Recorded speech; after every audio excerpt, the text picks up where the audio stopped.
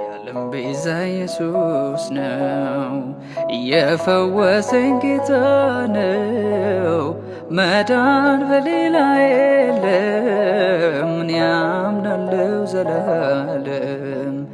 የዓለም ቤዛ ኢየሱስ ነው፣ የፈወሰኝ ጌታ ነው። መዳን በሌላ የለም፣ እኔ አምናለሁ ዘላለም።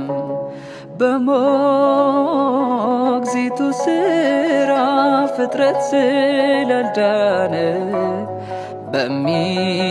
በሚሻለው ኪዳን ኢየሱስ ዋስ ሆነ። ከኃጢአት ባርነት አወጣኝ በደሙ፣ ያዳነኝ እሱ ነው ይስማለኝ ዓለሙ።